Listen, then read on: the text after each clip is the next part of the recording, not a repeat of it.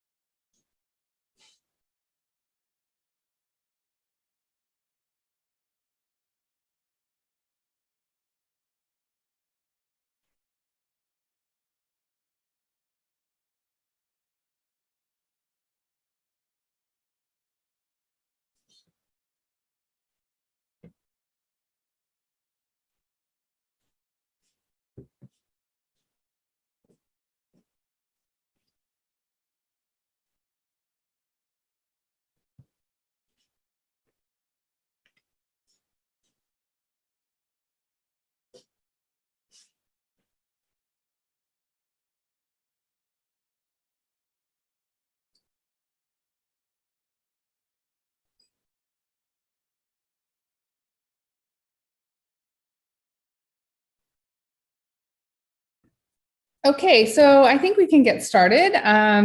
My name is Kim Dixit, and I am the CEO and co-founder of the Red Pen. We have been in operation now for 10 years, based out of Mumbai. Thank you, everybody, for joining us for this MBA webinar. This is one of our most sort of awaited events of the year, and I think we kind of lost a little track of it last year because of the pandemic, but we're very excited to be offering this again this year to all these sort of potential prospective MBA applicants who want to know more about the process and understand how to approach, this very, very competitive landscape of MBA admissions, global MBA admissions. So I'll tell you a little bit about the Red Pen. We are, like I said, we've been around for 10 years. We are based in Mumbai. We have consultants in 7 global locations, and we have helped students access 1,000 or more selective universities across the world. We do, every year help literally, I mean, whether it's with full package applications, whether it's undergraduate, early advising, postgraduate, MBA, or boarding school admissions, we do help literally, a few thousand students every year. So that adds up very quickly. And again, whether it's just advising them or helping them with their applications or however you want to sort of count the number, we do interface with quite a lot of students every year. One of the things that I think sets the Red Pen apart when it comes to, how we work with applicants is, we are members of global professional organizations, which include, in this case, what's relevant is AGAC, which is the Association of International Graduate Admissions Consultants.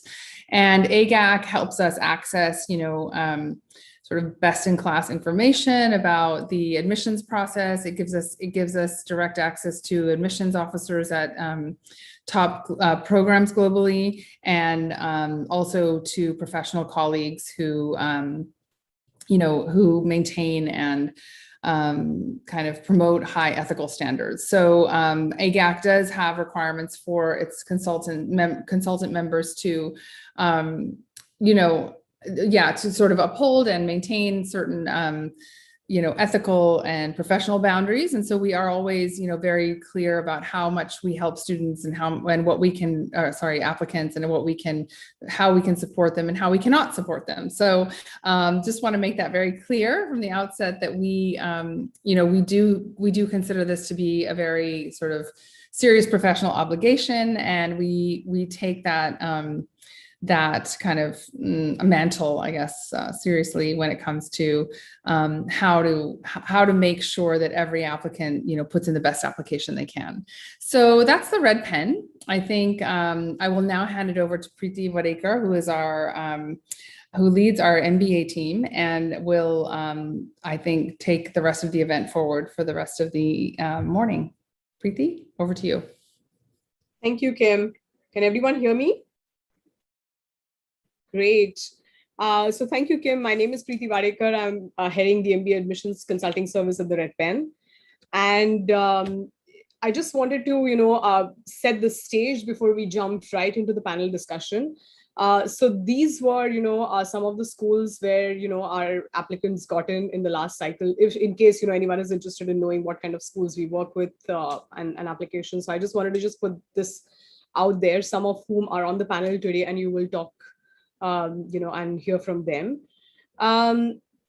Next, I just wanted to take some time to just discuss these criteria which admissions officers look for when they're evaluating your profile for the fit of their program. Okay, there is a lot to speak on this particular topic, but I'm going to keep this short because everyone is interested in hearing from the panelists. But what I want to say is these are these 6 criteria, through which your application is going to be viewed. If you see, the bottom of the pile is academic potential and work experience. That is the base of the pyramid.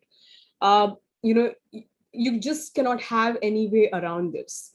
So you need to have solid, ACADS, as well as work experience, which is required to fulfill your post-MBA goals and, to be admitted to the particular MBA program that you're applying for. Of course, your goals matter to the school. Demonstrated leadership, how have you been involved, whether this is professional leadership, community leadership, or, even personal leadership in your personal life. Extracurricular activities, what sets you apart, how can you add to the diversity of the MBA pool. What schools look for is they're looking for diversity in terms of interests and career goals and professional work experience, but they're definitely looking for similarity in values when they talk about fit with a particular program. All right, and when you are putting an application together, all these criteria are going to be evaluated through your essays, letters of recommendation, resume, application form, and interviews. I do want to just take a pause here and tell everyone who's applying this year, make sure you do not repeat information. If things are written on your resume already that you are, let's say, for example, a banker, do not write in your essays that, I have been a banker for so many years and so many, because they already know that. Schools are being very strict with their word count on essays. They want you to convey as much information as possible with very little word count. And they're giving a lot of real estate across all these, components of the application for you to tell your story. All right. So I just wanted to just set the context for this. And yeah, we will jump straight into the panel. This is today's panel, right? I am going to have every one of the panelists introduce themselves, right? So guys, let's get started. I want each of the panelists to introduce yourself with this information, right? Tell me, your name, the university that you attended, the current company that you work for, the schools that you applied to. The one you're finally attending is obviously on the screen. And the one thing why you think you stood out in the applicant pool. All right. So let's get started with Indrayan. Sure. Thanks, Preeti. So yeah, hi everyone. My name is Indrayan. I graduated in 2015 with a BTech degree in production engineering from VJTI Mumbai. I have close to 5+ years of experience, nearly 6 right now, of experience in private equity and allied fields.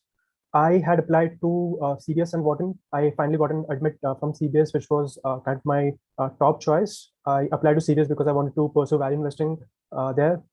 I think the one thing that I guess stood out for me in my application essays was that I was able to demonstrate my passion for investing, and that I had a very focused goal of pursuing value investing even post-graduating from CBS. Great, thank you, Indrayan. Ankit? Yeah, hi people. Thanks so much for that, Preeti. So I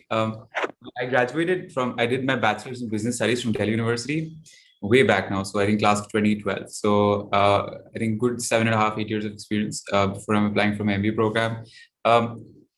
I currently lead, I'm the founder of an organization called Zomato Feeding India. and that's what I'm currently still involved with. I applied to Stanford Business School. So it was just one college for me, and that's the college I finally, fortunately got selected in. And I think, I think why you get selected is always a myth, but I think if I had to put one placeholder, I would think a bold vision and probably a unique past record was probably a thing that played a factor here. All right, Aishwarya. Hi, everybody. Good morning. I'm Aishwarya Taminidi. I went to the Vellore Institute of Technology. I have a BTech in Electronics and Communication Engineering. But right after I pivoted into the social impact sector, my recent role was with the University of Chicago Trust's Social Impact Consulting Program in India. It's called the International Innovation Core. For my MBA, I applied to HBS, Kellogg, Yale SOM, Duke, Fuqua, and Cornell. And as you can see, I will be attending Yale SOM. Insofar as what helped me stand out, I would say I exhibited a lot of vulnerability and honesty in my application. I have a very unconventional story, and I decided to showcase it with a lot of confidence, showcase the emotional side of myself when it came to why I care about social impact or why I made certain choices, which I strongly believe helped me stand out. Great. Thanks, Aishwarya. Harshita?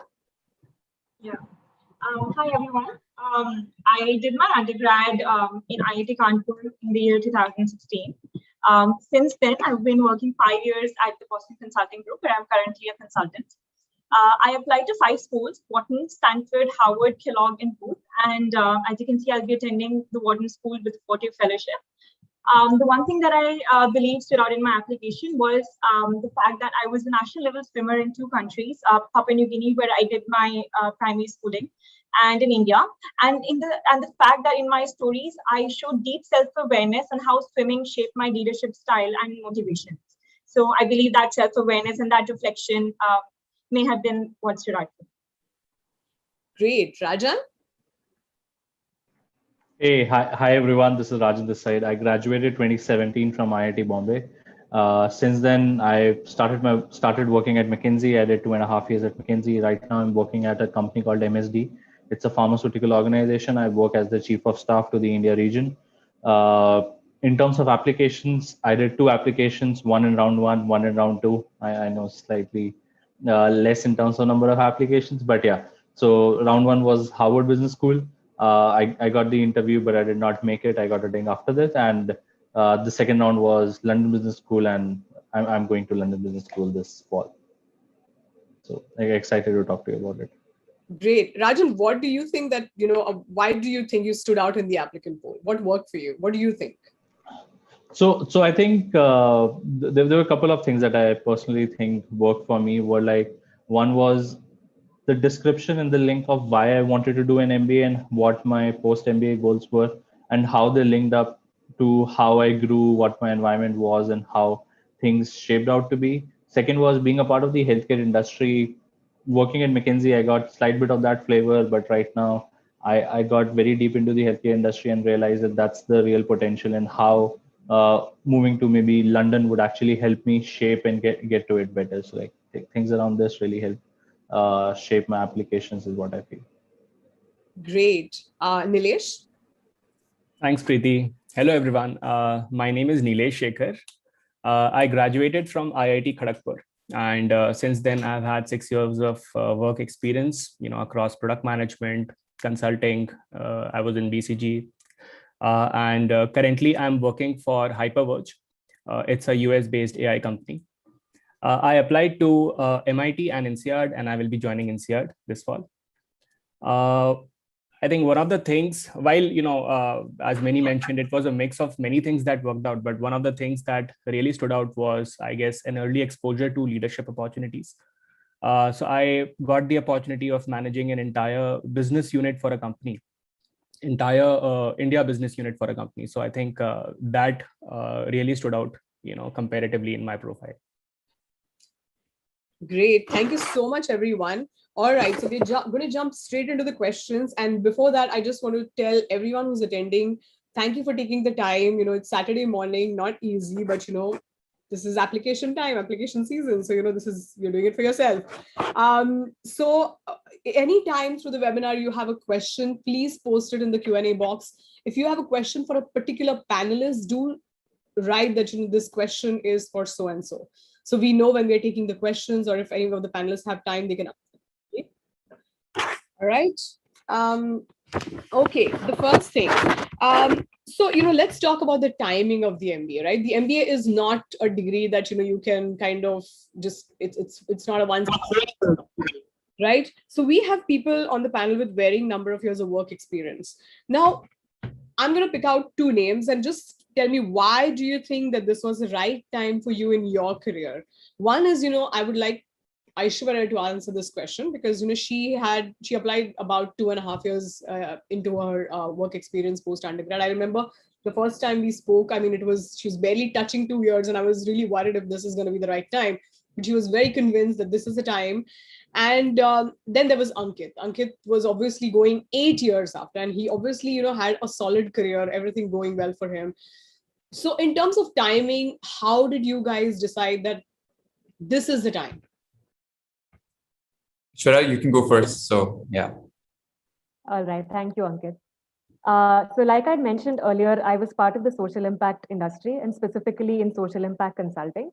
So when I got into the sector post-engineering, it wasn't a sector that I knew a lot about. It was a sector that I felt a lot for.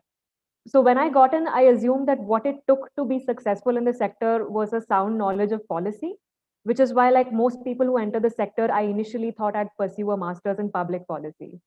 But then, having spent about 2 years in the sector, I realized, A, that this is a very young sector. Most of the companies in the sector are relatively new. So I started to see that the policy skill set is something that people tended to pick up on the job. What mattered more on the job was your ability to manage a team, manage a project, manage a company. And it was these skill sets that were valued more by the industry. And that is evidenced by the fact that MBAs are always valued a lot more than people with a master's in public policy, especially in global consulting firms. So having spent about 2.5 years in the industry, I realized that without a management background, without that experience, I'd hit a little bit of a plateau in my career. And I saw that people who did get an MBA managed to get way ahead in their career despite being relatively young professionals. So it was because of these circumstances that I was 100% convinced that an MBA is the right fit for me, despite me coming from a relatively niche background and despite me being a relatively younger applicant.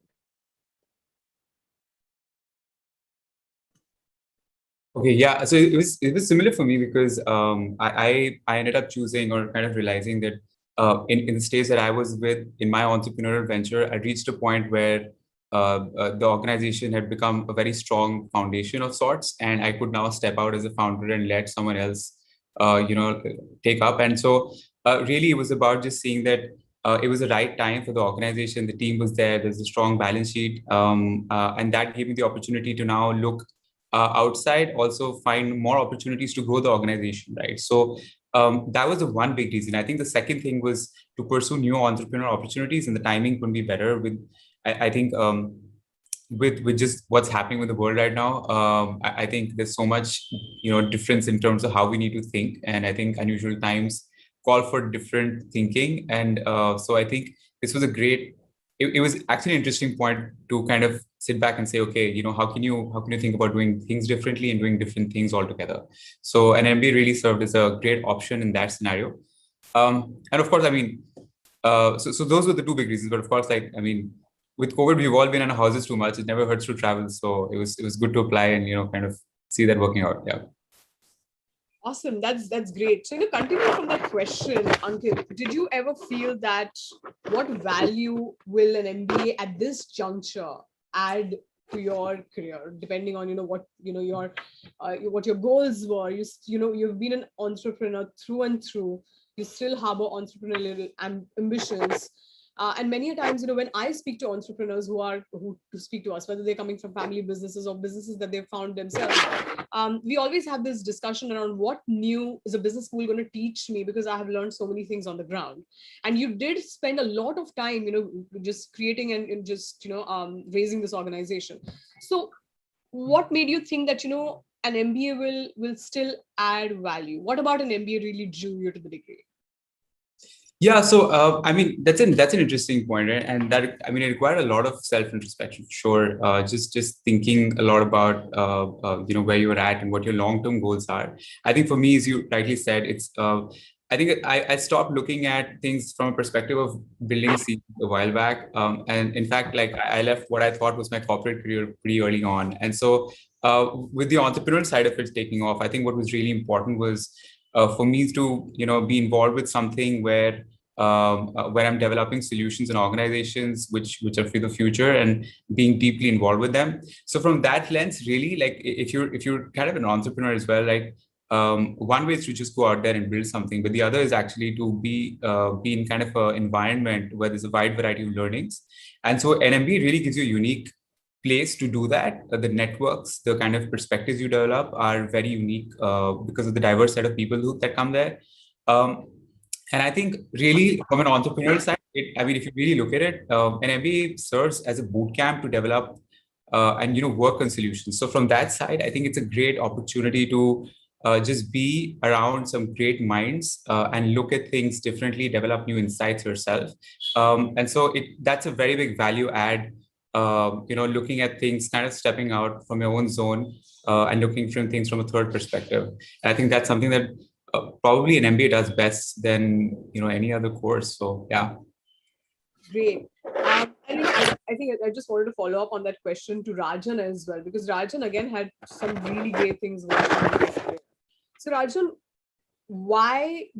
had you always thought that, listen, I would go and do an MBA? Because we always have this pool of, the overrepresented category of the Indian male engineer. So did you always think that, listen, I'm going to do my engineering and this is what I'm going to do? I'm going to work at McKinsey and I'm going to get these roles and then I'm going to kind of time my MBA and go and do my MBA? Or did it all just happen organically? And the reason I'm asking this question once again is just for everyone to know, business schools do expect you to plan your MBA journey 2 years in advance. They do expect. It's an expensive degree in terms of time and resources. So that expectation is there. So Rajan, tell me something, that how did you approach this? Was this pre-planned, or did this come up after you started at either McKinsey or MSD? Yeah, so I think quite frankly, I'll say it was more of a seesaw ride for me. Like I think when I was graduating IIT Bombay, I was slightly clear that before joining McKinsey, when I got the offer from McKinsey, I was like, yes, I'll do McKinsey, I'll do something, and then I'll do an MBA. But in between, for a year or two, things did fall down. Like I was slightly more comfortable in the corporate space. But towards the end of my tenure at McKinsey, what I started realizing is that there are a bunch of great opportunities that are available, and which not having a degree per se, but also not having the exposure to the international domain of things which are available is something that I'm missing. And therefore, this current role that I joined, like it's the role that I joined is a very structured chief of staff program that has been running for last 8 to 10 years. And there have been like, I don't know, like a lot of people who have went to various business schools, M7s, etc. So like, yes, when I left McKinsey and joined this program, it was very clear in my head, like I'm joining this to do an MBA. It was very clear with everyone that I was working with. And the same story actually felt in my essay and in my application. Like it helped me navigate the answer in a way, or navigate it to the team, that I am confident and I know that I'm making a informed decision, and I'm very much clear that I want to do it going forward. Great, awesome. On that note, since we're talking about making specific career choices, Indra, you when you came to me and we said that we were you wanted to study value investing. You're like, listen, I'm very clear that I want to pivot from impact investing to value investing, but there was nothing in terms of your prior career which had any kind of transferable skills. And this is something I want to share with everyone, that be very authentic in your story. Schools are not looking for any kind of a formula. Be authentic, do your research well, and that is what really stands out. Your story is unique, and every time we are working with every person, every time it's a new story, a new person, new context, and there's always something new with every person. Okay. So Indra, you're considering doing an internship before starting your starting business school to kind of jumpstart, that transition. Can you tell something, about that path? Because I think everyone might benefit thinking about that. Listen, I don't have anything in my prior experience, but my post MBA goal is to kind of do something completely different. So from the time that you get admitted to the time that you actually start business school, you can kind of do an internship in the area of where you want to go after your MBA. So can you kind of shed a little bit light on that? Yeah, sure. So just to give a bit of a background, I was kind of always interested in the investment management profile since my, let's say, since my undergrad days, and I'd heard of Columbia and the value investing course since then. It has been like a decade-long dream for me to get into CBS. With that said, I already had a career path and of working at a boutique consulting firm for a couple of years and moving to front-end private equity, where I did a couple of transactions in Southeast Asia and South Africa. Over time, I realized that my passion lied more towards the public side of investing, which I'd been doing all along as kind of my side passion. So I think it made sense for me to apply to Columbia. And as you rightly pointed out, it is kind of expected, or it's, I think it's kind of necessary for people to get a hang of what they want to do post MBA. Because the pre-MBA internship period gives you a right opportunity to understand if the career decisions that you would make after your MBA would be the right one for you. So I kind of I think put in my I got my idea, put in my papers in a couple of months after that, and I signed up for an internship role at a hedge fund in Bombay, just to get an experience of the public side of investing. And I think I just finished that role a couple of weeks back, and yeah, it's been a very fruitful experience in that sense. So I think a pre-MBA internship is kind of necessary for people who look to change careers, like just to get a hang of the work culture or the experience that they might expect post MBA. Yeah, I think that is a great piece of advice, and many people don't know that you can do a pre-MBA internship, and that will definitely give you a head start when you are on campus, right? So now let's kind of change gears and move to test prep.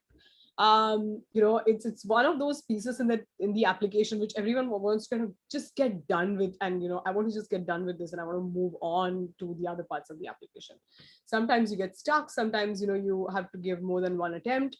So we obviously are not involved in test prep, but I'm sure people on who are attending today might be interested in knowing as to how did you guys go about test prep. So I would like each of the panelists to share at least 2 pieces of test prep advice with everyone who's attending. But before that, I want Ankit and Rajan to talk about taking the GRE over the GMAT. I get asked this question all the time.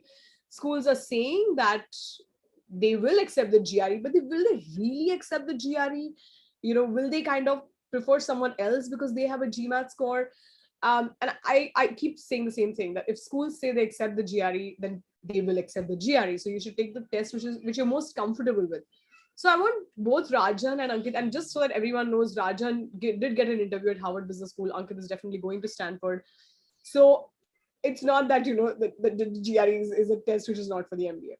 So I just want the answer is very simple, I know that, but I want Ankit and Rajan to just share, why did you choose to take the GRE and not the GMAT? Ankit, do you want to go first?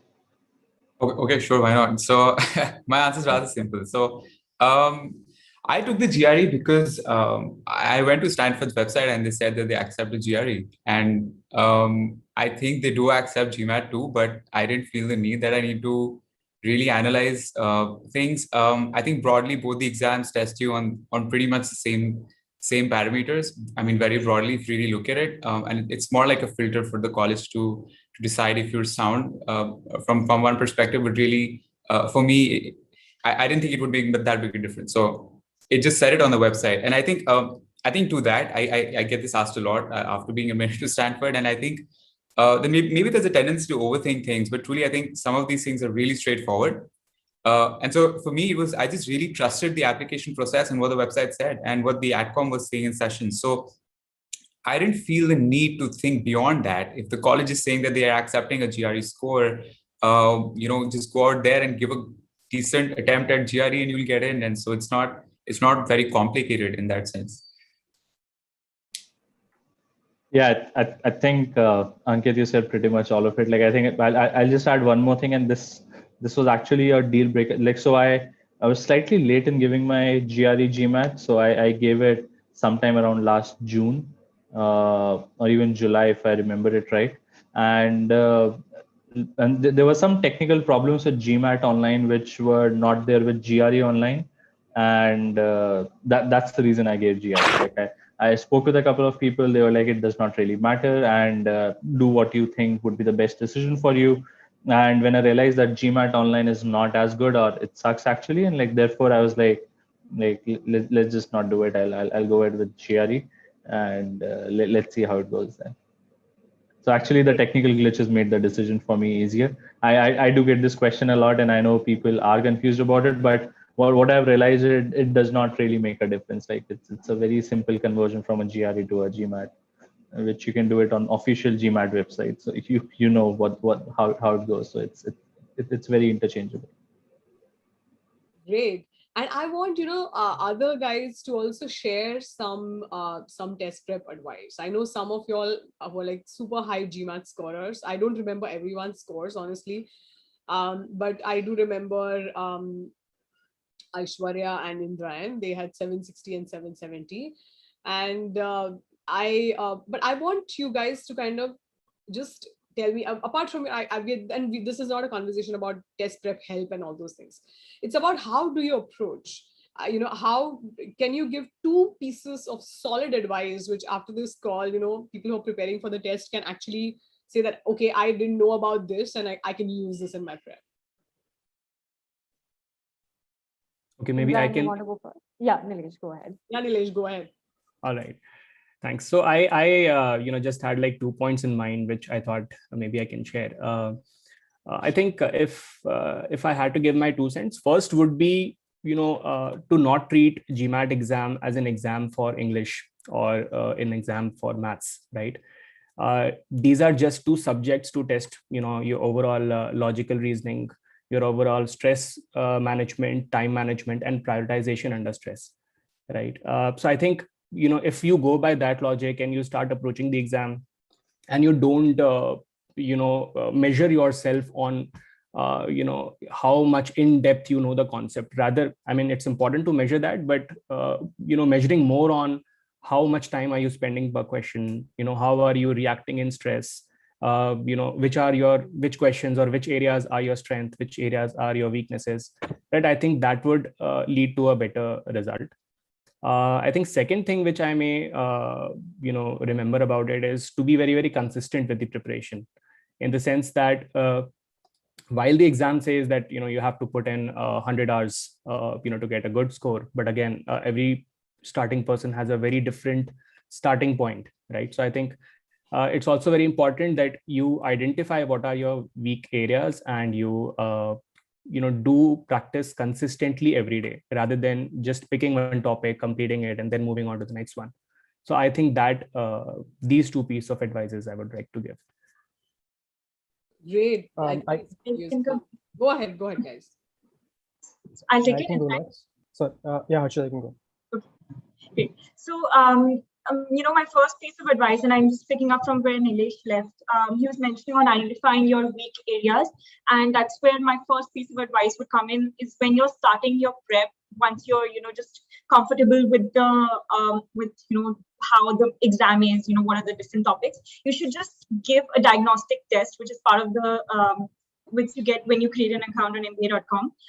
Just give that diagnostic test, see where your strengths and weaknesses lie, because, some of us, may think that, quant is strong for, maybe strong, but when you give the test, you may realize that there are certain topics within quant that you're not strong on. So, just give that diagnostic test to identify your strengths and weaknesses, and then create a plan accordingly. And my next piece of advice would be, once you've you're comfortable with the concepts, you should try, bring in timed practice as part of your prep. So instead of just, practicing questions one after the other, maybe just what I used to do, from the official guide, I would pick out questions with mixed difficulty levels and create a set of these questions and time myself as I solve them. So I used to keep a time tracker. Let's say I picked out like 2 difficult RCs and just saw how long did I take to answer these questions. So just keep timed practice as a part of your preparation. It will definitely help you get accustomed to the exam environment on that day. Great. Just to add to what Nilesh and Harshita just said, I would add just 2 things. One is start very early. I didn't do that, and had I done things differently, I would have definitely started a couple of months early. It takes around about, let's say, 2 to 3 months from start to get to taking your final GMAT test. So I had last year I had appeared for GMAT in August, and my application deadlines were in September. So it wasn't a very pleasant experience. Also have a routine in place. The lockdown really helped since I saved time on thing. I used to use that to give mock tests or practice my weaker sections. And I would lastly say this, that you should study from the right study material. Sometimes what happens is that if you're planning to score, let's say 750 plus, official guide might not be the right study material for you, because not a lot of difficult questions are covered there. So last year, what GMAT had launched was that there was this advanced GMAT book, which contains like 300 odd difficult level questions, 750 plus questions. So I extensively studied from there, and yeah, that helped me a lot. That's very generous of you, Indran. Thank you so much. Aishwarya? Sure. So I completely agree with what Nilesh started off with. The GMAT is not an exam about how much you know. It's about applying that limited knowledge that becomes part of the GMAT syllabus and thinking about it in a certain way during the test. So I get asked by a lot of people whether they should take this class, whether they should supplement it with this book. So I personally feel like since the syllabus of the GMAT itself is simple, my advice would be just pick one material. If you think that you need a class in order to brush up your fundamentals, go ahead and take a class. If you think that you can read a book like the Manhattan Study Guide, which I personally use, you can go ahead and do that. But don't spend too much time trying to read and reread the concepts from different materials. Instead, jump into doing practice questions and practice tests as often as possible, because that's where you get a genuine feel of what the exam feels like. That's where you can work on building how you think about each question. So, and also mirroring something that Harshita said, after you take every mock test or after you do every problem set, make sure to spend time the same day going back to your errors, because I strongly feel that you make errors on this exam not because you don't know what the concept is about, but it's because you may have made some sort of logical error in the way you think. So when you check back your errors and try and understand where you got it wrong, then you prevent a wrong way of thinking from getting hardwired into your mind. And under a stress situation, you will think in the right format. The second piece of advice is the GMAT is also a lot about managing your stress during the exam. Sometimes you tend to underperform in the exam, especially when you put yourself under tremendous pressure. So also spend some time thinking about how you feel about the exam. Don't prep for more than 3 hours a day if you think it's getting overwhelming for you. If you're comfortable giving the exam within 3 months, try and finish off your exam within that time. Because I've noticed that people who try and spend, say, 5 or 6 months, or some people have spent 1 year also on the exam gets very frustrating. It'll annoy the shit out of you. So make sure that you plan your prep in such a way that you are at your optimum level when you take the test. Great. All right. I think that was all good advice on test prep. I know Rajan and Ankit spoke about GRE already. Do you guys have to add anything about GRE prep? Any tips? No, I think yeah. I'm going to you happily. Yeah, go ahead. Yeah, sure. So what I was saying is like it's very similar to GMAT. I think just play on your strengths, just practice continuously. Like everyone is saying, like don't make it a staggered thing. Like make it a continuous process and like practice daily, and you should be able to get it through. Like it's not. Like don't overstress on it, and just like I think Preeti has highlighted this, but I like to highlight it again. Like it's one component of your application, it's not the application. So like just make sure you treat it that way. Like don't let the other components of your application die down because or don't get enough attention because you wanted to get a 750 and not a 730 and whatever. Like, and just for everyone's reference, like I was a 326 GRE, which is a 710 GMAT. Like, just. Yeah, and I'm glad you, Ankit, do you have anything to add? Sorry. No, just a +1 to what Rajan was saying. So I totally agree. I think it's just one component of the application. I mean, there's so many components of my application which I thought were not good. My college marks is something I could never change. I was definitely in the bottom 25% of my class in college, and but I mean, it's not what you kind of like really focus on, right? You need to show the overall potential of the application, through the entire application, and so. I think focusing on the exam is definitely a good thing, but then kind of ending it there and focusing on the bigger picture is my general, I think, piece of advice. So +1 to what Rajan was saying there. Okay, great. I really liked, that Rajan touched upon this point that, it's not the part, because I think I'm talking to so many people this time of the year and they're like, I have a 730 GMAT, I need to get a 760. Otherwise, I cannot apply to Harvard or Stanford or Wharton or whatever. I'm like, no, it really doesn't matter. And I'm glad, Rajan touched upon this point, because while I don't know the exact scores, Rajan did tell his, but both Harshita and I think Ankit as well, they also had what others might think is a lower GMAT for the schools that they got into. Okay. So I would reiterate that it's the whole application. When business, it's very simple. When business schools say that evaluate your entire application, they do evaluate your entire application. So it's literally as simple. That being said, if you have a 640 and you want to apply to an M7 school, take a step back and really check whether that is going to fly or not. A school like Stanford might still admit you, because they, time and again, I think I've seen that they really look at the bigger picture. They could say that, okay, on the test day you had a bad day or something of that sort, but be realistic. But then don't get bogged down by just the one metric, right? Schools will look at 2 to 3 pieces of evidence. For all those who are engineers on the call, I just wanted to also stress that if 2 people apply from IIT, it's not just IIT.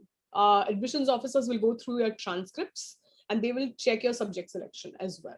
So they know schools in India, they understand, subjects and what are the different streams and everything.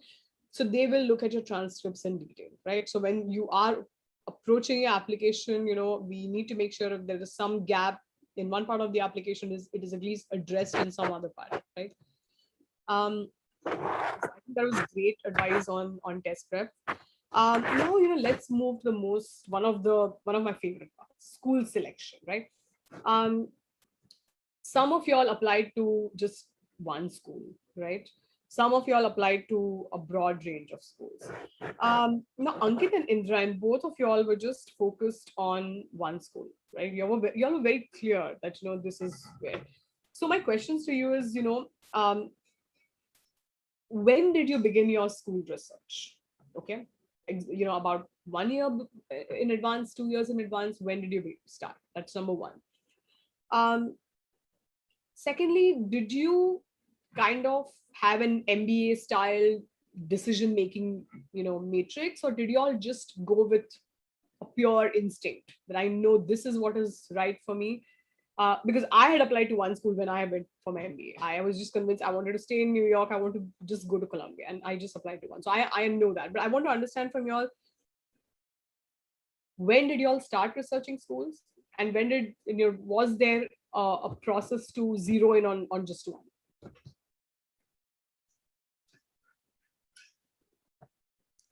Okay, I can go. So as I said, I knew about Columbia since my undergrad days. I was pretty much reading a lot of books on investing and stuff, and a lot of the writers of these books were adjunct professors at Columbia, and that's how I knew about Columbia. I at that point I never thought I would like apply to Columbia or anything like that.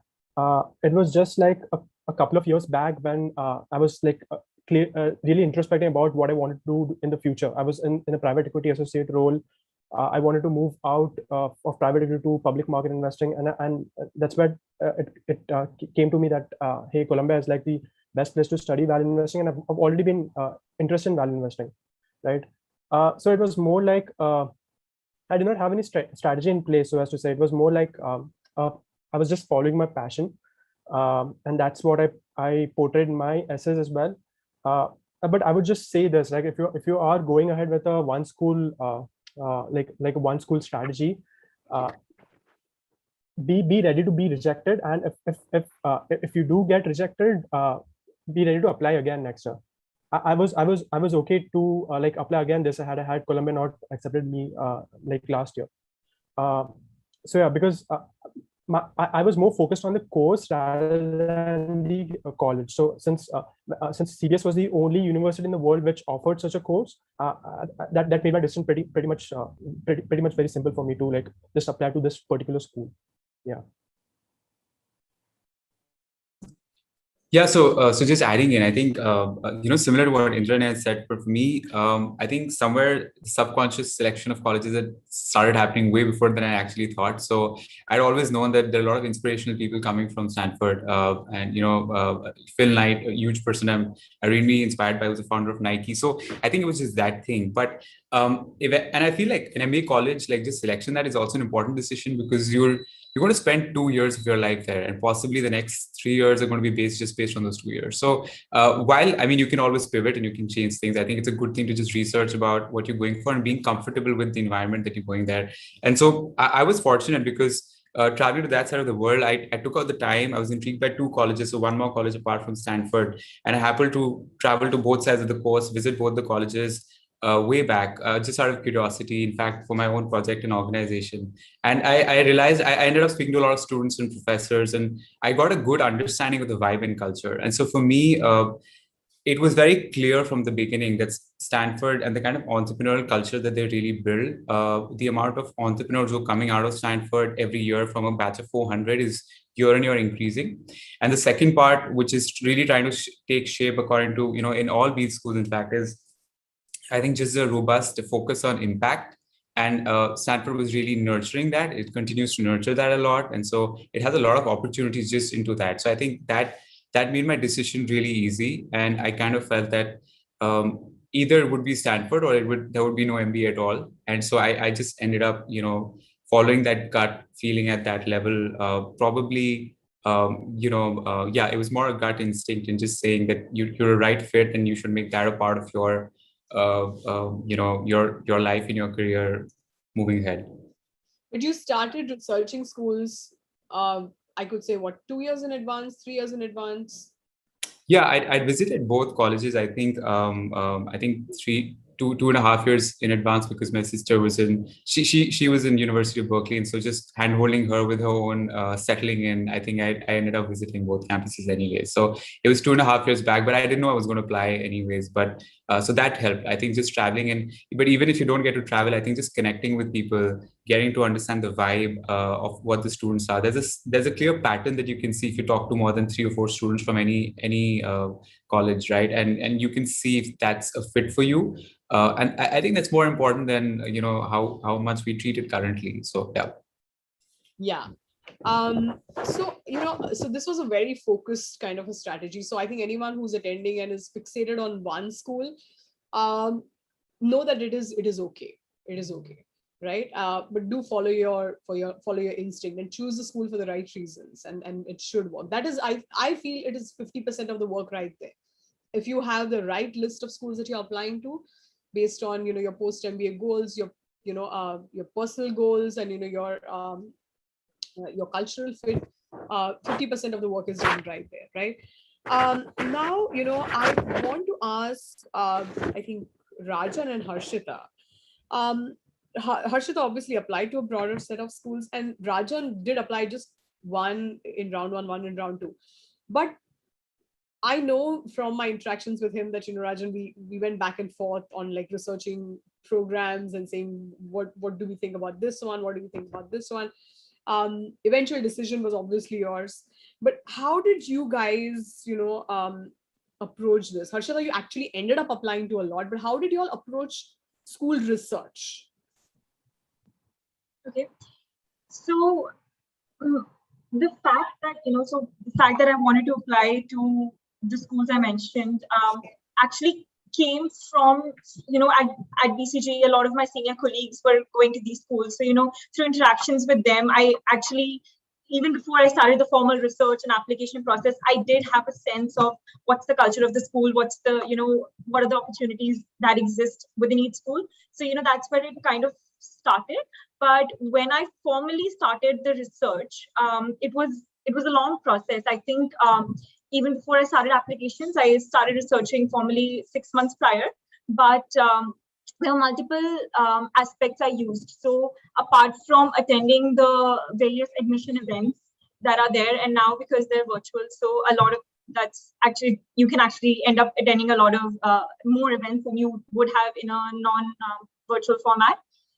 Apart from that, I reached out to a lot of people on LinkedIn. So through my my existing connects, and even outside that, I approached a lot of people on LinkedIn, and told them that I'm interested. These are my goals. Just wanted to have a chat with you on my profile. What are the opportunities? So I did a lot of that, and when I reached out to them, I asked them to refer me to like 2 or 3 more people. So like that tree kind of started growing out.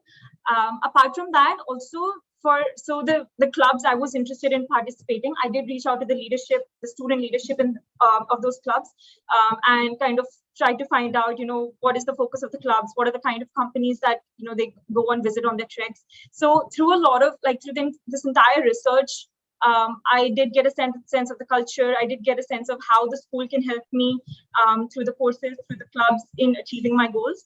So I mean, it was not just one thing. It was like a list of avenues that I used for research.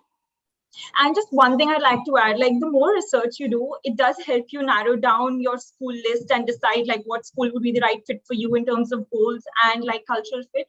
But another thing that happens with this research is while you're writing down your essays, if you kind of highlight in the application, the various things that stood out for you in your different interactions with the AdCom or with students or with alumni, it really brings a very personalized approach, and the school really likes that. The school will really see your motivation and would really appreciate that you spend such a long time researching, and they really value that. So I think with this, the more research you do, you can actually kind of bring that out in your application as well. Yeah, I think thanks, Harshita. I think for me, it was slightly bit more unstructured than this much structured. So and quite frankly, and I don't know if Preeti remembers, I even was thinking about dual degree programs, doing MBA with law degree and stuff like this as well. So I was actually all over the place, to be quite honest. One thing that I was clear on was these 2 schools, and quite frankly, and that's what essentially happened. I'll tell you where it was coming from for me. I saw everyone, all the people that I know from McKinsey, from IIT, everyone is applying to 4 or 5 schools, and I also felt that pressure, or whatever you call it, to think about and to apply to more schools and to more programs. I was fairly confident to always apply to Harvard and then to London Business School, but the other things that eventually we talked about and I did not do it were more driven from a fact that I should apply rather than I want to apply, and therefore that's what I like to caution to everyone. You can choose whether it's actually important for you to apply to a broader school range. But yeah, absolutely, like Harshita said, a deeper school research, connecting to people, actually knowing people and understanding those nuances do help in your application, your interaction, and that comes out during interviews, etc. So that's something that I would really urge you to keep in mind. Great. Now, both Nilesh and Aishwarya, both of y'all had applied to some MBA programs a year or 2 years before. And then you'll reapplied to some programs, but I think Nilesh never applied to those programs. Again, he applied to a completely different set of programs, but both of y'all primarily applied to a very different set of programs when you reapplied. So how did you all approach school research the second time around? compared to what you had done first time? Aishwarya, you want to take the lead? Sure. Thank you, Nilesh. So the first time round when I applied, it was very early in my career. And honestly, I think I applied for the wrong reasons. I was doing it because people around me were telling me that I should do it. So yeah, that's one entirely different piece of advice. Don't apply because other people are, only apply when you're ready. When I ended up applying the first time round, obviously it was a very impulsive decision. So I ended up applying to schools like Columbia Business School, for example, which were not a fit for my profile. I'd completely ignored the element of fit. The second time round, when I started researching schools, that's why the first thing I did was to start very early. So I'd applied round one and I started my research sometime in early May. And I made it a point to go in depth in research, try and identify elements that fit with my profile. So instead of generically reading the school's website and looking at stuff that they're talking about, say their entrepreneurship club or their finance club, I instead looked for elements that fit my profile. So I would Google the school's name and Google social impact next to it so that I could get a sense of what specific offerings they have that line up with my profile. The next thing that I did was to actually speak to students, similar to what Harshita was saying. So I specifically looked for students who had my prior experience, had my prior background, and reached out to them and spoke to them about whether A, they thought the school had offerings that supported our area of interest, which was social impact. And second, whether the school also had significant representation of people from social impact, because I had to make sure that the school also considers me a good fit in their program. The next thing I did was to go to a lot of these admission events. So because most things happened virtual last year, there was an MBA virtual fair. There was, I think US conducted a fair. So I made it a point to be at all these places. All the questions that I designed for the admissions committee were specifically tailored to my profile. So I would ask them questions about the social impact consulting club or the net impact club, or about what chances I had as an international to get recruited into a social impact consulting firm. So keeping it very specific to my profile, deriving that information really helped me see which schools firstly fit my profile and which didn't. That's why I was able to identify that schools like Yale were a much better fit to my profile than, say, other schools that I'd ended up applying to in the previous year. So that helped with my school selection. And second, of course, a subsidiary benefit is that when you ask specific questions to an admissions committee member, it ends up creating an impression on their mind as well. They keep that in mind when they're evaluating your profile. So it's a great opportunity for you also to demonstrate your passion for your line of work and your passion for the school that the admissions committee member is from. So I took a much more structured approach to research. That's the first takeaway. And second, the research was very much tailored to my specific line of work because I had to identify fit this time around. Yeah, I think when I now reflect, I think the reasons which Aishwarya and Rajan were mentioning, right? People around you do tell you what should be done, right? I think I had just started my career in BCG, right? And people were telling me that you are sort of ticking all the profile boxes. You have done well in IIT, your grades are good. You are working with a good consulting firm, right? You are you have a good GMAT score, etc., etc. And no, why don't you apply now? You definitely should apply to the top programs, right? I think what was missing in the first time was the purpose, right? I was not able to defend why an MBA is needed at that juncture of my career. Why an MBA itself is needed, why then it is needed, and why those schools are needed, in order to reach wherever I want to reach. So that was a clear-cut, realization that getting an admit is not just about ticking profiles or ticking certain boxes. It is about figuring out whether it really lies, in your story, and how can it really help you take where you want to go. In the second time, I think it was a very strong match because what really happened was that the CEO of my organization, he mentioned that in 2022 we are planning an expansion in Europe, right? And he wanted me to lead that expansion. And obviously, if you are a B2B SaaS company, meaning that your clients are going to be organizations, right? You're going to be hiring people who are local and leading them. So it totally makes sense to have a good network in place. It definitely makes sense to have a good credibility, so that a good brand can follow you and, clients can listen to you, etc., etc. And it also, the when part also made sense because the strategy also had a deadline to it, right? So I think the purpose became very, very clear. School selection became very, very clear. And how I then, went about researching the school was simply, I went through their websites. I spoke to the alumni, understood, and as Aishwarya was saying, ran my profile through them and tried to understand if there is a fit. Fortunately, a lot of fit could be discovered. So yeah, that's how it happened. All right.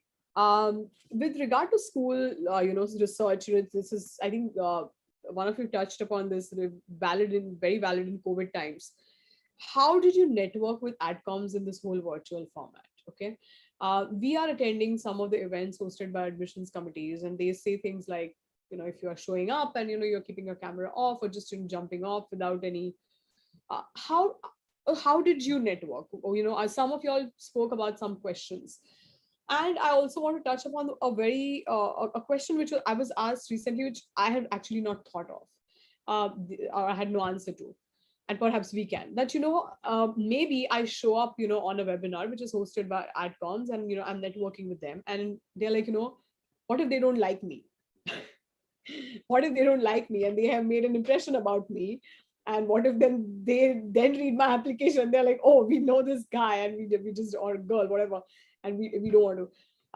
So of course, my response to that was, listen, this is an opportunity. Now, what you make of the opportunity is totally in your hands.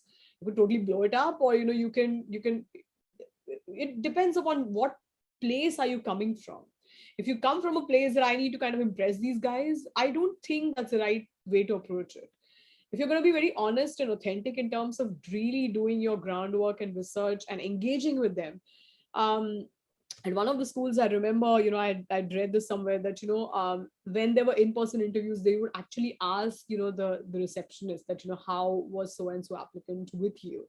So how do you behave? How are you? They would probably see that in all your interactions. So, one is in this virtual format, how did you all do it? All of y'all applied in the COVID year.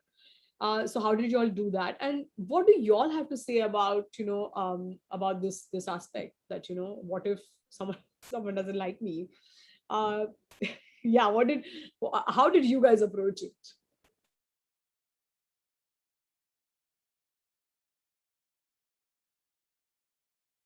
Anyone can take this question. Okay, I can try to answer. I think I was never worried. I'm not sure, but this question never came to my mind if the person is going to like me or not. But how I can share how I went about choosing the people or choosing the topics that I want to talk about. I selected talking to people who were very, very similar to me in terms of the profile, who had maybe an engineer, male engineer IT background, or a male engineer and product management / consulting background, right? And or they post their MBA are pursuing something which I want to pursue, right? I think that's how I went about selecting the people that I want to talk to. And I had done my research about the questions that I want to ask, about their profile, and I kept the call very short. I kept the call very, very specific and pointed, so that they also don't feel that their time is being wasted, etc. So I think that is how I interacted with the alumni or the current students. So yeah, just wanted to share that. So yeah, maybe I can go next. So ideally for me, and this might be a slightly controversial answer, so people can take it the way they want to. But when I think about B schools, I also think of them as a profit-making entity, right? So they are actually, in the end, a profit-making organization who are also looking for good talent, and having that confidence in you that it's not just that you need to impress them, that they also need to impress you. And I think some of my co-panelists did touch on that point, finding out whether they are also a good fit for you or not. So actually, like, not overthinking on the fact that whether whatever I'm doing, I'm able to impress them or get to them, whether I'm able to touch them, but also as a matter of fact, thinking as in the sense that why won't they be impressed by me is how I usually went about it. Maybe a slightly bolder approach to things, but I always thought of it as a give and take or an interactive relationship rather than me pushing the case. And that really helped me keep up my confidence, keep up my morale during the process. And like it might be something if it helps a few people. Yeah, I mean, I'm going to add to what Rajan was saying. So I think, one interesting way that someone could take it, and I don't mean to prescribe it, but it might be interesting if you want to change your perspective, is imagine if you've already done a successful MBA from that college. What would be those questions that you ask of the AdCom member to be able to get further opportunities for your long-term objectives? So better jobs, better resources from college. And chances are, if you're asking those questions, that gives two thoughts. Number one, it makes you plan better for what you plan, have to do next. Second, it tells the college that you're not just interested in coming to the college, but you're also invested in actually growing after all. And so you really want to use what's on campus. And I mean, it's a win-win, right? So I think that's an interesting way, I think, adding to what just Rajan was saying there. And I think to what you were saying, Preeti, in terms of, I think thinking or being scared about what would happen on your first, AdCom session. I mean, that's the first time I heard that, but it seems a bit counterproductive though, because I recall a conversation with an alum and he said something interesting. He said, think of your first conversation with an AdCom member as your first date. So you want to try, but you don't want to try too hard, because if it doesn't work out, you don't want to be there for too long, right? So if it doesn't work out, it's not meant to be. So you shouldn't be too scared about the first conversation. You should rather look at it as an early way to build a relationship. And there are more chances that if you just come across as an authentic person without trying too hard, you will form a better relationship, which will be a value add to your application. So yeah, I think that's a great way to put it. And just so that everyone knows, all of these panelists, they were in the driver's seat. They really owned their applications, and that's what everyone should do. Anyone who's applying to business school should be in the driver's seat. They need to have a deep interest in every part, a component of the application, research, fit, essays, everything. And you need to have an opinion. If you're going to kind of just sit back and say, okay, maybe that works or maybe that doesn't work, I don't know, I'm just shooting in the dark, that's not really a very smart way of going about things. So I think you need to be in charge. You need to see what your comfort zone is or not, right? All right. So I think that was, all about school selection. I don't know if we have any questions about school selection, but we'll take that later. Now, like from school selection, we are moving into some interesting parts. Differentiating yourself. Okay. Some of y'all, not some of y'all, actually, I think probably just Ankit, like highly differentiated applicant, like highly. The very few founders, of social enterprises who would apply. And Ankit is very humble about this, but I remember when I first saw his resume.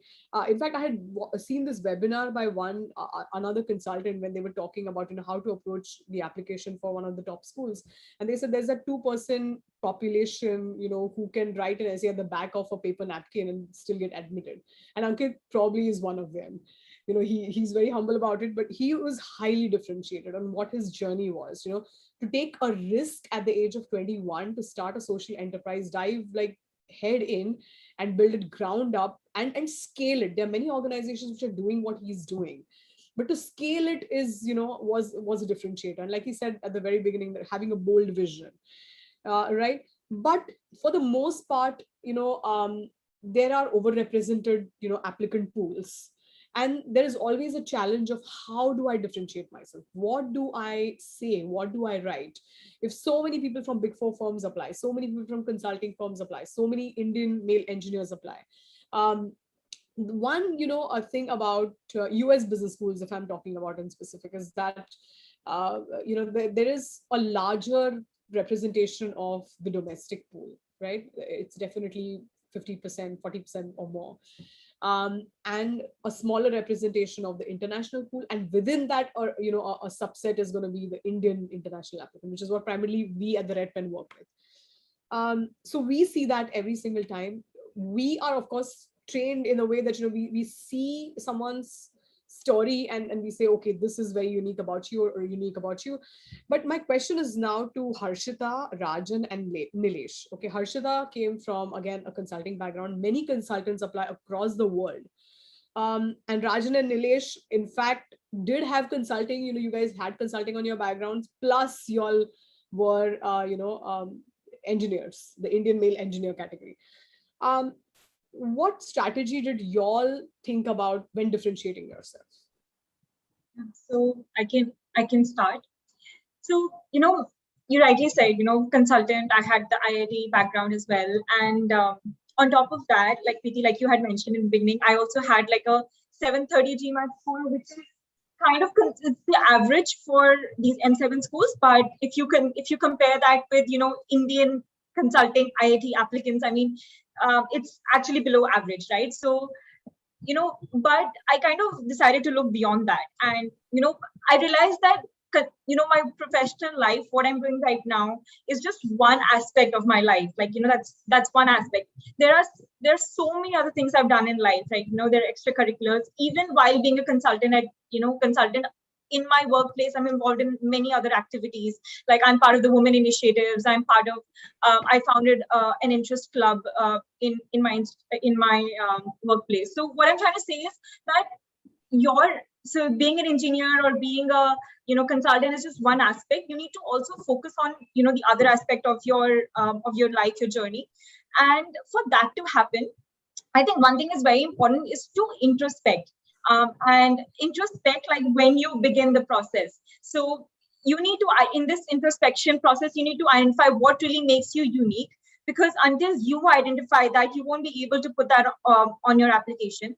So, you may be similar in terms of so many, your nationality, your background, but that individuality, that uniqueness is what you need to identify yourself first, and then kind of put that on the paper. But for people who are looking to apply next year, or they have some time, I would definitely recommend, like in your workplace or outside your workplace, do get involved in like other activities apart. So I mean, that will just add another dimension to it. You will be able to demonstrate leadership much better, and you will be able to talk about impact that you've created outside the workplace as well. So that's my 2 cents. Rajan, you can. Yes, sorry, I was on mute. Yeah, so yeah, I think yes, it's the right question. Like there are a few overrepresented categories, but what I feel is it's also a function of number of admission places that you have versus the number of people that are applying. And sometimes like that ratio for good or less is more or less maintained. Yes, there are some exceptional candidates like Ankit who do apply, and there is slightly different thing. But for example, like I can talk about LBS. Like I know a bunch of MBB folks who are getting into LBS or who got into Harvard, right? And similarly, if I consider slightly underrepresentative category, like there would be slightly lesser number of people. So where I'm getting to is like don't be worried that you are in that category, because the net number of seats per student ratio, or if I'm bringing whatever like a term for you to validate what's your competition, would be more or less ballpark in a similar range. But having said that, like I said before, I think it's again a function of your application, your luck on that day, how interview goes, how other things goes, right? So I think there's no one way of knowing, but what I still say is having that confidence in you that yes, you are at par with what you're doing, and like as a holistic profile, what you bring in, you are able to bring in the best of you, and just taking that and applying is what is needed. And I think that's the only core thing. Apart from that, I think like quite frankly, I have seen people with 780 GMAT, my friends who were actually not able to get in, like 780 GMAT, 9 CGPA, and consulting, and then also doing healthcare, and not able to get in, right? And everyone is surprised. But I have seen people, like for example, like people with 700, 710 getting into with something different in their profile and using it all together. So like what I'm getting to is like it's a package.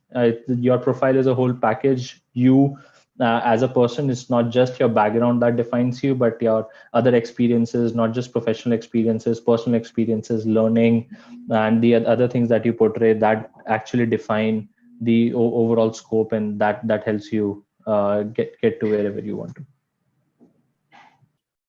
Yeah, I think that's a great answer, Rajan. You know, I think I need to just cut this clip of what you just said, that people with high GPAs and high GMAT still don't make it, because there are other things.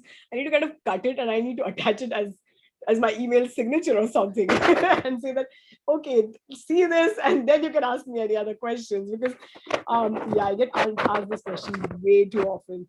Nilesh, Yeah, actually, you know, when you came, you were doing some really cool things with this company, you know, with this expansion. So I did think that itself, when I saw that, I thought that was bingo. Like that I thought was differentiated. But I will let you answer. What did you think?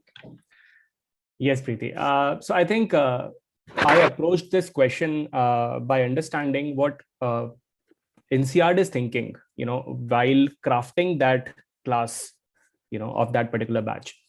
And what I figured, you know, from the research was that INSEAD is interested in building a class of diverse individuals, you know, diverse, high-performing individuals, which have demonstrated leadership and who do have a global outlook, right? So I think if I have to, you know, sort of bring down the key points which INSEAD was looking, so it was number one, having, you know, a leadership exposure. Number two, it was about international exposure. And number three, it was about having a unique and diverse profile, right? So once I understood that, I played heavy on those areas, right? I tried to bring those elements of my profile very strongly, which INSEAD cared about the most, right? Through the essays, etc. And I think that, you know, sort of was my strategy. Awesome. We do have very little time, and we have like quite a few questions. So let's quickly move on to like the, you know, what everyone is usually concerned about in applications, essays. Okay. Now I did have questions for each one of y'all. But let's kind of let's see. Let's have, you know, each one of you just talk about how did you develop your story and tailor it to every, you know, school application. Let's start from there.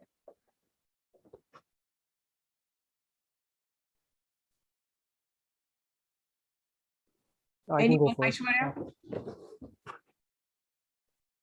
Preeti. So there was a lot going on my profile. It was a very fuzzy profile. So to give you a brief overview, I'd moved from engineering into social impact, where I first had a more research-oriented role. And then I took a gap year for a couple of reasons that I'll touch upon later. And then I had a stint in social impact consulting for the other 2 odd years that I had of experience before I applied.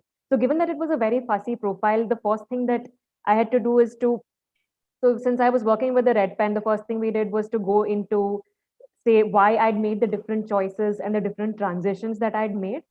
Then we worked on identifying what were the good things that I'd been able to achieve on each role, what kind of growth I'd been able to achieve on each role.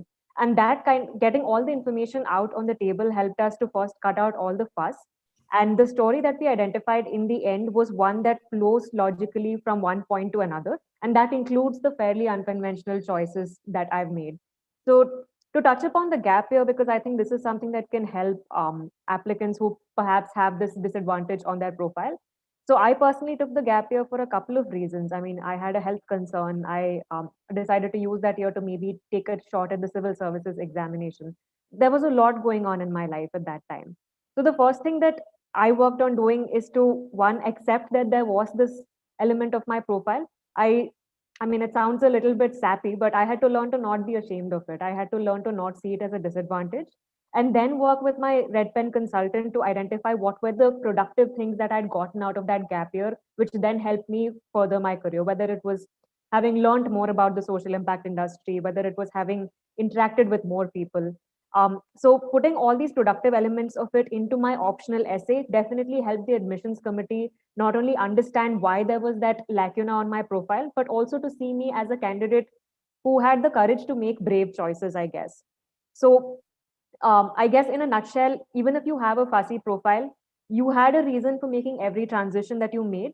Make sure to back yourself up and have confidence in those reasons, and make sure that they line up with the broader streamlined story that you're presenting that starts from, let's say, when you started your career, whether it was at your undergrad level or whether it was your first job, leading right up to your long-term goals. So as long as you can give a logical explanation for why you took one step after another, while coming across as someone who's very thoughtful and puts a lot of thought behind every decision that they make in their career, your story will 100% work. And and complemented with star stories, which are essentially stories of successful things that you've done in your work, and also complemented with other elements of your personality that display your passion for your work. You have all these sorted, your story will 100% work out. I think Indran also wanted to say something. Yeah. So I would just say this. So even after going through the entire MBA application process, I still think the entire process is a big black box, in the sense that nobody really knows who the outcome likes and who gets admitted and who gets rejected. So as somebody who had pointed out, I also have friends who have like 780 plus GMAT scores, and pretty much 5-6 years of good professional work experience at top consulting and private equity, and still didn't manage to get in any of the top business schools. So in terms of the essay, the way I went about this was, again, thanks to the Redmond consultant who like kind of helped me with the entire process. What I did was kind of have like 4 or 5 star stories of be it my personal background or my extracurriculars or any professional experience that I had, and kind of use those 4 or 5 stories to answer the essay questions that the university asks for. In my CBS essay specifically, I've touched upon the point of being passionate about investing and how that kind of influenced my decision to move to private equity post my undergrad, even though I had a engineering background and no education background in commerce or let's say finance. How that led me to a career path, and why I want to do an MBA at this point of time. I'm from Columbia, and once I have all those pieces in place, writing the essay is just like it won't take more than half an hour once you have all the jigsaw puzzle in place. Yeah, and I think just so that everyone has some context, I think Indran's application was very unique because there was nothing in his prior experience that spoke about, had any connection to value investing. There's always this thing that, schools are looking for your post-MBA employability as well. So depending on, what your pre-MBA experience and career and education was, will those be transferable skills together with the MBA? Can you really realistically pursue a post-MBA goal? Right? I mean, typically someone coming with a completely non-finance background and wanting to go into private equity might first go into investment banking, then long-term goal would be private equity. They're not saying after MBA I'm just going to go into private equity. So those are some of the things. But with Indran's I think we were very genuine and very authentic. The same things, what he genuinely told us is what he said, that this is what the school would be interested in knowing. Not to kind of set a standard, but when he said that he had a deep interest in the course which was offered, the value investing program which was offered at Columbia Business School, he had read so much. He had actually completed 60% of the pre-read which was required for the value investing program.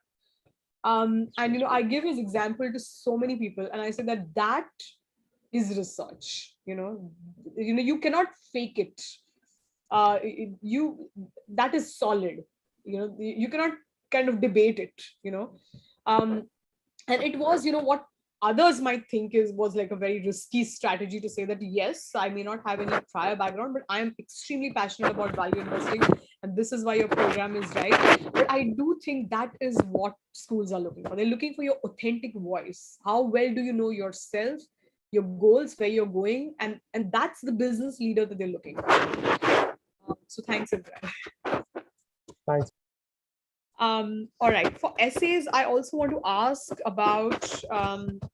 I want this question for Nilesh specifically, because INSEAD tends to be a very sought after school for many Indian applicants, and it has a lot of essays.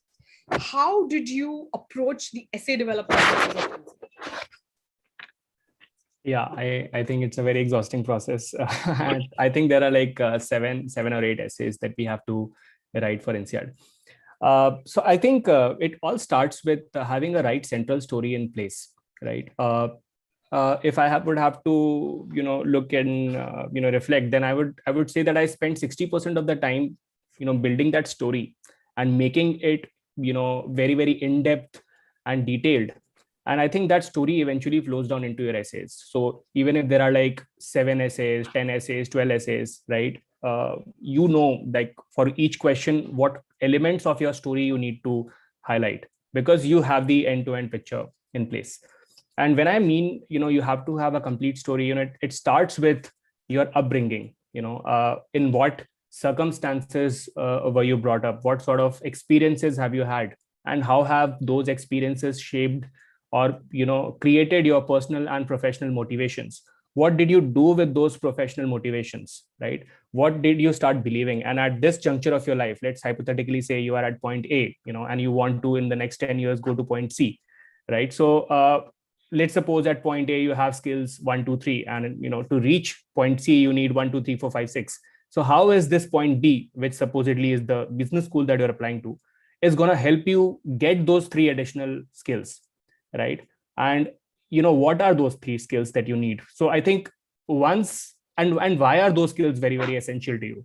So if you have a good, strong personal story to back that up, I think most part of writing those essays, etc., would already be taken care of.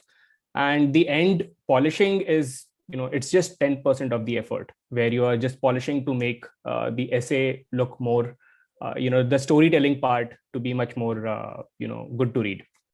So I think my advice would simply be to make the central story very, very strong, and I think rest everything will follow. Great.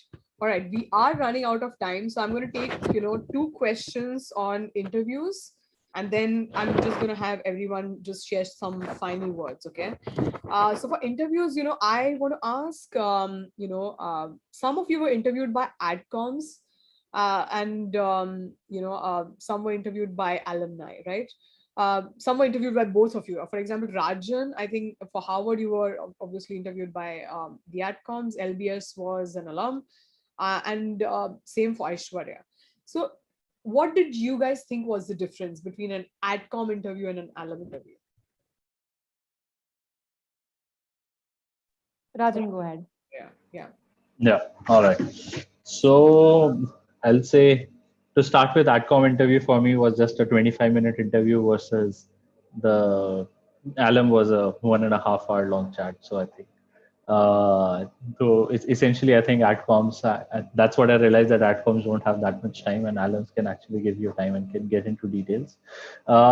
With the basic difference that I understood and what I gauged was, with an alum, they are usually from a similar background, like either from a similar profile or from similar location, who actually understand you and understand the place where you're coming from. And therefore things are slightly different, and you can use a few nuances which only are used in your particular industry or your particular domain. While with adcom, they are usually, it's a very generic person, like, because they don't know, they know about you, but as how healthcare functions in India, or as to how consulting works in India, that's something that they have a broad idea, but not in detail. So they can't get into those nuances, use those things. So the biggest difference was, with adcom, you have to like, and I'm using a consulting phrase, you need to explain to them like a baby, like that's what happens. And with alums, what happens is they expect you to be slightly more detailed and have some additional knowledge of things. Like you can't gas around with alums. Like you need to have clearer picture, not just giving a very broad brushing ideas, giving some more details so that they get it. While with AdComs, what I realized it like getting into details did not make any sense because it was getting too difficult, and therefore sticking to the point but at the same time telling your story is what was important. So I think these were the two differences that I actually felt. My experience with the alum interview was actually very different from Rajan's experience. So I'd interviewed with an alum for Kellogg. And I think the reason it was different was because the alum that was allocated to me was somebody from the US. And even though he broadly worked in the same sector as I did, which was the government space, he didn't have a lot of context about my background or what I do, especially given the Indian context. So my interview with the alum and even current student interviews for that matter tended to follow a very typical standard MBA question format. So I feel like in a lot of schools, the admissions committee gives these alum or student interviewers a standard list of questions that they're expected to cover. Like in Rajan's case, perhaps if the alumnus is someone with the same geographical and the same sectoral background, maybe they tend to ask follow-up questions. In my case, because that wasn't applicable, he tended to follow the questionnaire pretty strictly. So I guess one piece of advice coming out of this is definitely, if you know who your interviewer is going to be, whether it's an alum or a current student, make it a point to check out their LinkedIn, identify what they've done. If you see that there is some commonality or some potential for them to understand your background, you need to be a lot more prepared. You need to be prepared to answer questions on your feet. Insofar as my AdCom interview was concerned, I had an AdCom interview for Cornell. It didn't follow a very standard format. He, in fact, asked me a lot of questions that I wasn't expecting. So to give you an example, I'd mentioned that my short-term goal is to work for a more global development sector consulting firm. His questions were around whether I had done anything to already interact with these firms in advance, which is not something I was expecting. He asked me what transferable skills I had from my current role. He wanted me to explain specific contexts that could be applied to my future MBA career, which was again not something that you see on the standard MBA questionnaire. So my experience with the AdCom was that especially in this case, they asked me more pointed questions. I had to defend my goals a lot more strongly with the AdCom than with the alum. So I guess this just goes to show that there is a spectrum in terms of any interview, and definitely while going into the interview, go in with an open mind, prepare for the more standard questions, but at the same time be alert because you might get these bouncer type questions that you have to answer on the fly. Right. I think that was very useful. But I think everyone is kind of, far removed from interviews right now. Everyone is at that stage where, okay, let's see first, let's get the interview, then we'll figure out. But of course, that's not what I recommend. We do recommend that, start practicing at least one interview question every week, so that, you're not, just completely taken by surprise, or, you're just not rushing to prepare. Okay. I do have a few questions which I want to take, but before that, I want each one of you all to kind of share final words. Okay. Final words in the sense that, the MBA application can be a long drawn process. It can kind of wear you down. It can be exhausting. You're working a full-time job. You're doing these applications which actually need you to be kind of in a Zen space, reflect, be self-aware. Yet, you're kind of going 200 miles an hour. I want to understand from each one of you that, what are the final words that y'all will leave applicants with? Y'all were in their shoes not such a long time ago. So now when someone is in those shoes, what would you like them to know? What would you have told yourself a year back? I would like each one of you to talk, so y'all can go in any order. Preeti, I can start. So basically, if you start searching on the internet, you'll have a lot of preconceived notions, right? 730 is not good enough for Indians. It's not good enough for like an engineer background. You'll get preconceived notions that if you don't apply in R1, you won't get a scholarship. I mean, there's just a plethora of information that if you just start reading everything, you will just be bogged down. You'll feel underconfident. I mean, do your research. That's that, but also do have confidence on your own story identify your unique points, find out what really makes you unique, stand out, do your research on the schools. I mean, it'll be better if you focus your time on that rather than worrying about things like, like you can't really change. And exactly, that's what I did. I did waste a lot of my time, studying over. I did plan to apply in round 1 to many schools, but in the end, because I did not have like an application I was confident on by round 1, I kind of shifted few schools to round 2, with Wharton was also a part. If I were to go back and tell myself something would be to not worry about things that you can't control, just focus on things that you have in your hand, and do your research well. Spend time on things that actually will be productive and matter, and just have confidence, basically. Great. Nilesh? Sure. I think I would say that, first be very, very clear on why you want to do an MBA or why you want to apply, right? It should be very clear in your head what you really want to achieve out of that experience, right? Second thing I would say is don't try to retrofit your profile to what a school really desires, right? Because what I have generally, observed when people do so, at least, when they say that, I'm interested in this, or, this is how my beliefs shaped, but your CV doesn't reflect that, right? Anybody who might say something, might have had a very different experience. So, adcoms are very, very experienced professionals, when it comes to screening profiles. That's their bread and butter, right? So you have to be really, really authentic. You have to understand what you really want to truly achieve out of this program or this process, and not retrofitting, rather understanding what elements of the of the program would you most likely make the use of, would be an important activity to undertake. Indran? Yeah. So I would just say this, like, don't underestimate yourself, because I definitely did when I was applying to CBS last year. And MBA application is not a place to be overly modest about yourself. Just be proud about what you've done in your past and achieved, and celebrate them in your application essays. Yeah, I think people sometimes suffer from this imposter syndrome. They typically question themselves if MBA is even the best choice for them, or if the school would eventually select them.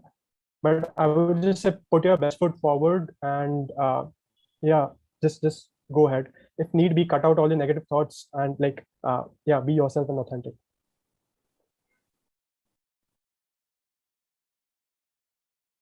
Aishwarya?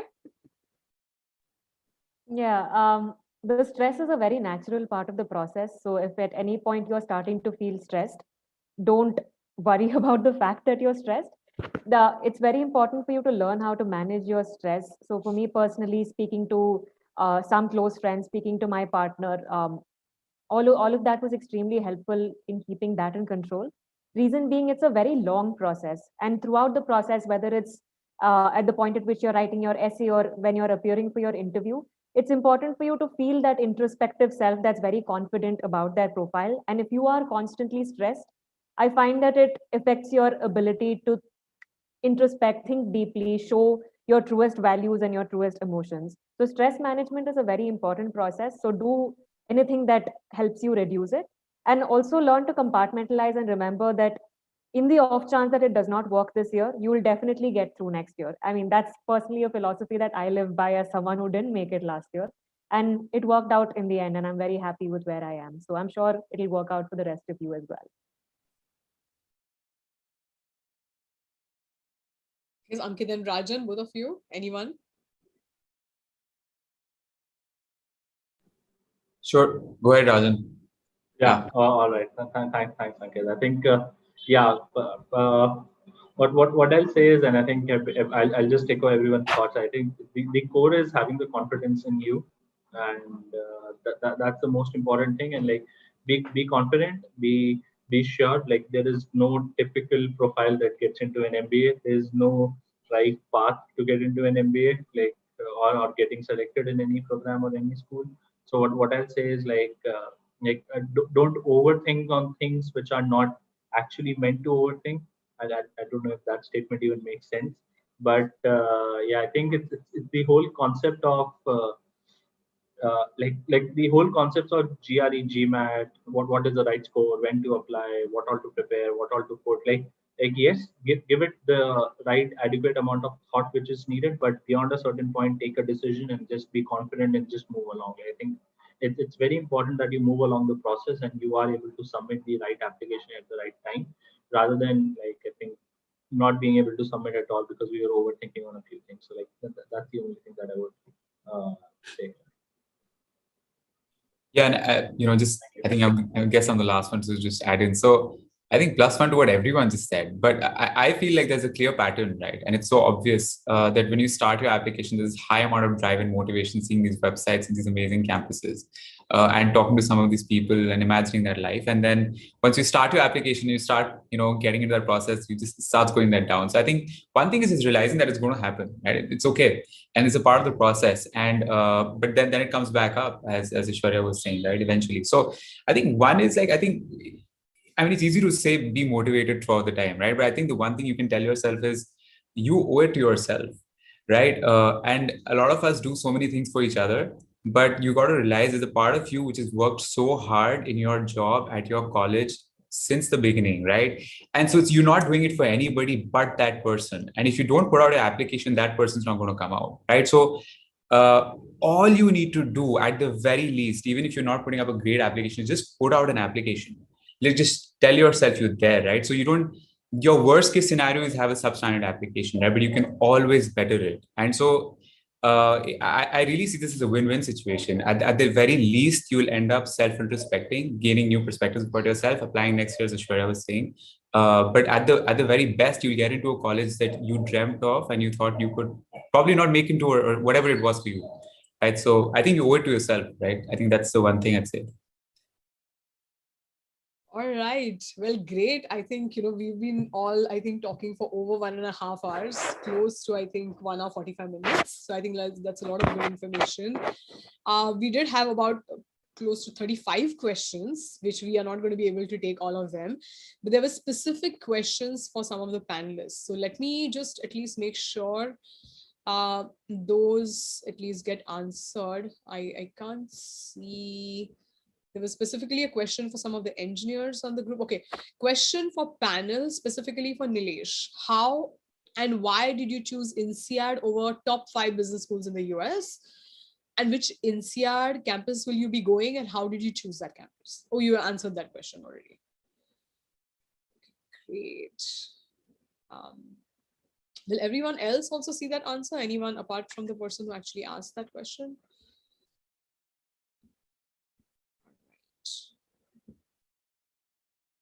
There was a question for Ankit, but I'm not able to see that. It was about, how do you, going from social entrepreneurship to business school, like, how did you put in, how did that kind of fit in with your application, that story? I can't see the actual question, but I remember seeing this question. Yeah, I think I did answer the question, but essentially what I was really saying was that, looking at yourself from a problem-solving lens and not as engineers or, mathematicians or whatever. I think we're all problem solvers at a certain level. And so just talking about that. So it's not, you tend to bucket yourself in life. Hey, I'm a social entrepreneur. I'm a dash, right? And don't do that. You're way bigger than that. So I don't look at it that way. I don't think the college wants to look at you that way. Yeah, that's it. Okay, there's a question which Nikhilesh has answered, but I still want to take it. Is that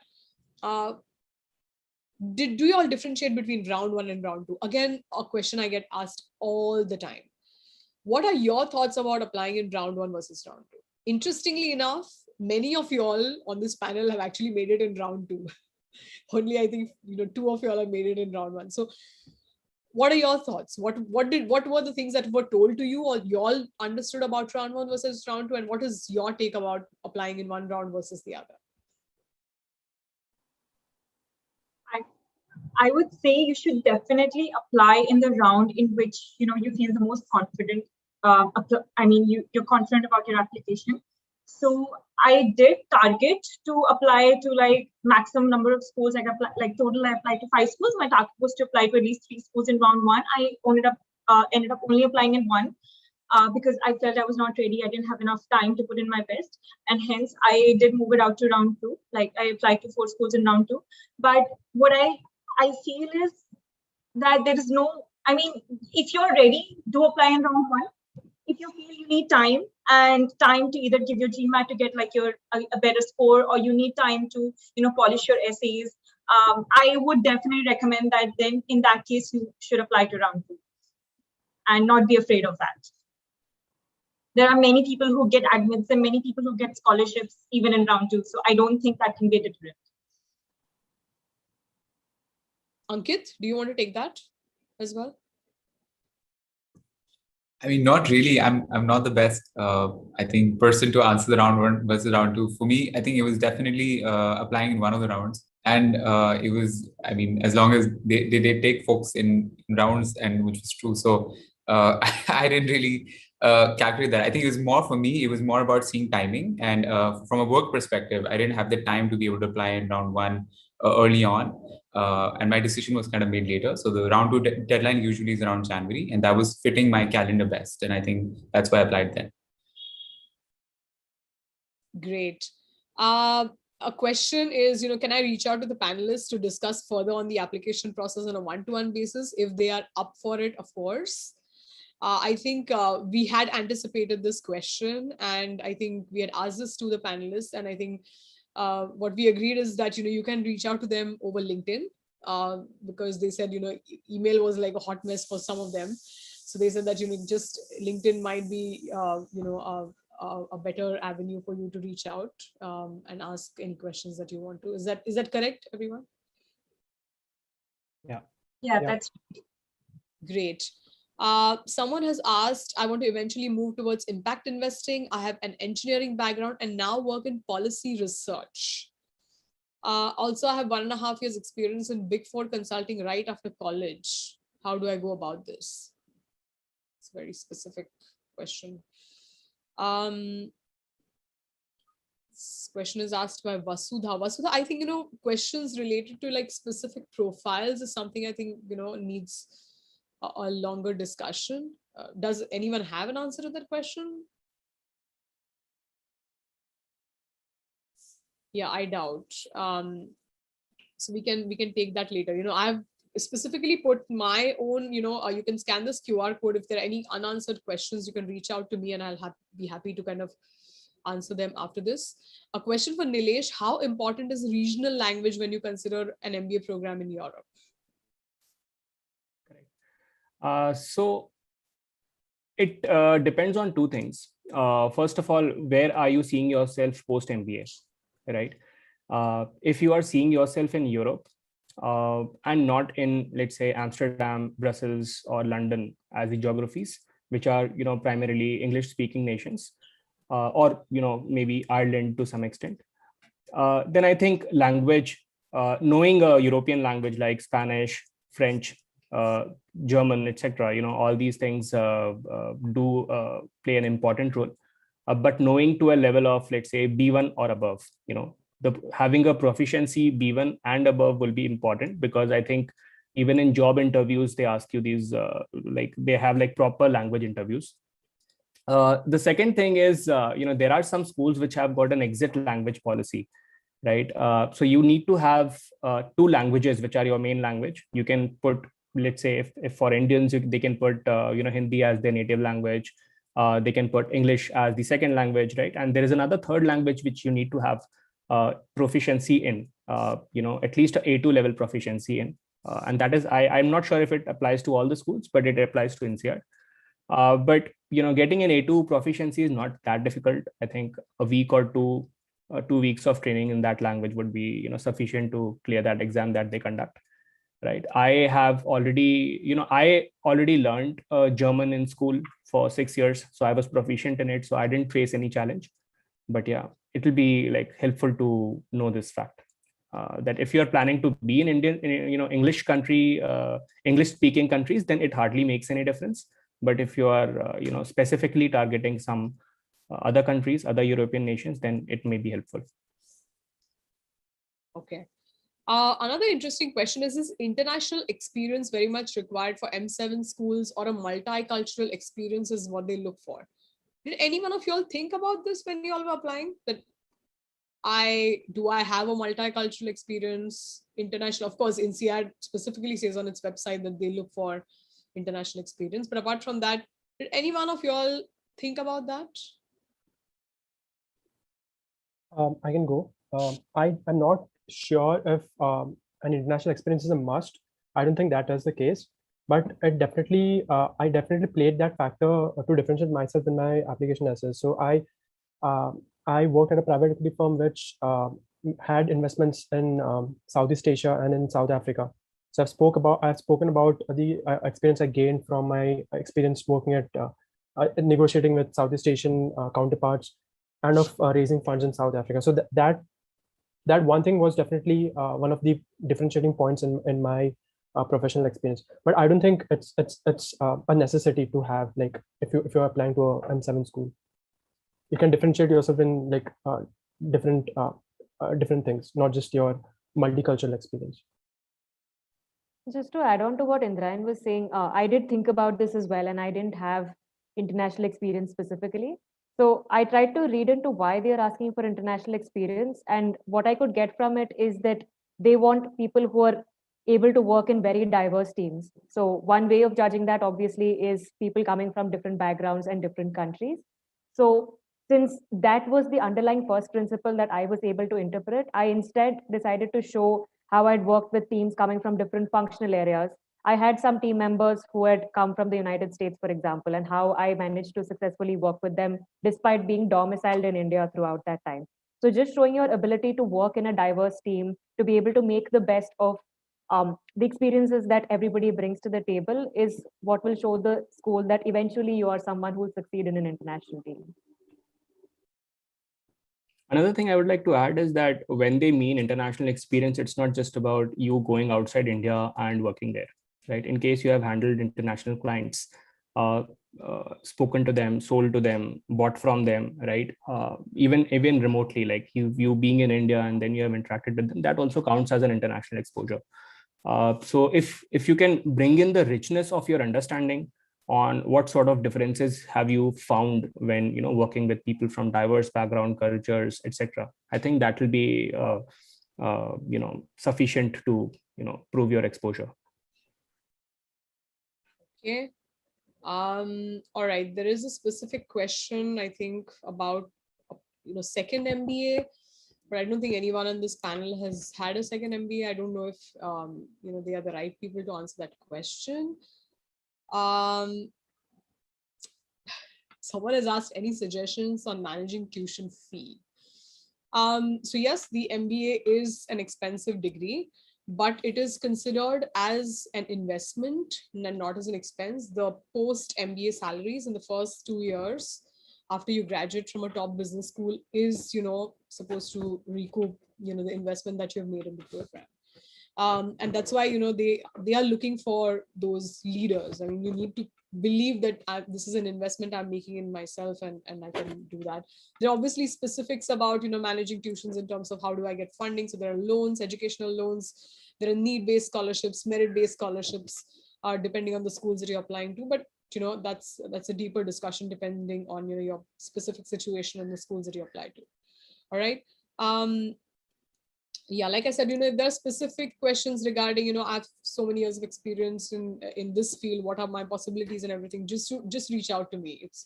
It's possibly not, from for the panel as such, but I would like to answer every possible question which is asked away. So if anything is not answered, please just reach out to me directly. Okay.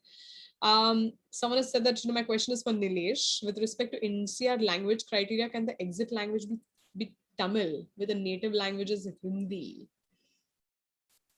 I think it's best to check with the admission committee. I would not be the right person to say here. They may accept it. I'm not very sure. There have been cases where they have accepted, let's say, Marathi as the third language. So maybe Tamil can also be, put under that category. Yeah, that's great. And I just wanted to let everyone know that if you all have questions, please write to the admissions committee. There is an email given on their website for any questions. So attending these events, someone I think asked about, how do I find out the events which are conducted by these schools? You have to sign up on their website, right? You sign up on their website and they will, start emailing you events as and when they are happening. I also want to say that many events happen at times which are not very friendly for the Indian applicant pool.